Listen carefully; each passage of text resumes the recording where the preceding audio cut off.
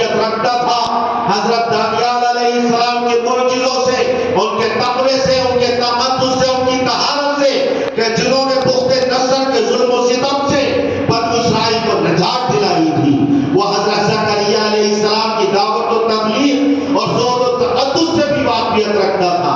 حضرت یحییٰ علیہ السلام کی عبادت اور طہارت سے بھی وہ واقف تھا.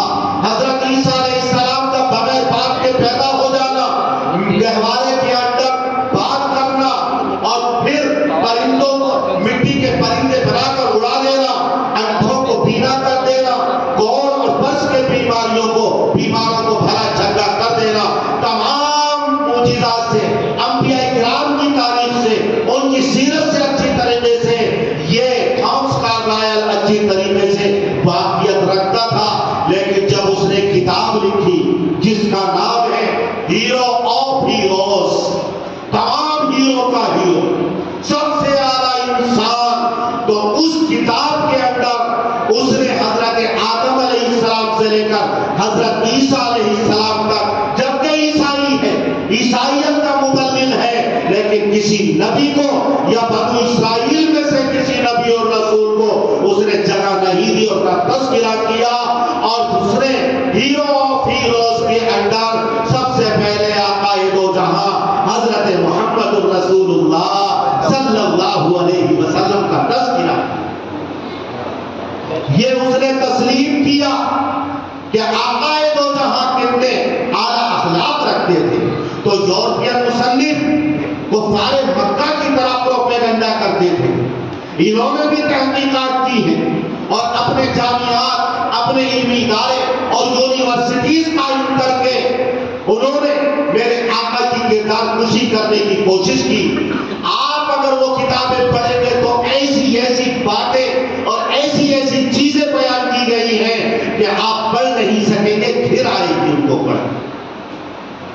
میں ان باتوں کو اس مقدس مقام پر زبان پر لانا اور اللہ کے بعد سب سے اونچا مقام میرے آقا کا ہے، ان کے بارے میں ان کو اپنی زبان سے دہرانا بالکل پسند نہیں کرتا.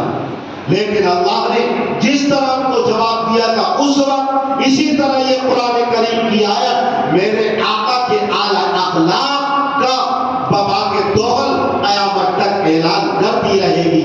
آج بھی کر رہی ہے، قیامت تک کرتی رہے گی کہ ایسے اعلیٰ اخلاق کا حامل اس دنیا میں اللہ نے کسی انسان کو نہیں بھیجا. اسی طرح ایک یہودی ہے، خال انسان پسند بھی پیدا ہو جاتے ہیں، جس کا نام ہے مائیکل ہار. اس نے بھی ایک کتاب لکھی انگلش میں. اس نے لکھی 100 most influential person in history. اس کا مطلب یہ ہے کہ پوری تاریخ انسانی میں 100 عظیم آدمی، وہ اس نے 28 سال تک ریسرچ کی، مطالعہ کیا، اسٹڈی کی، پڑھتا رہا، رات دن محنت کرتا رہا.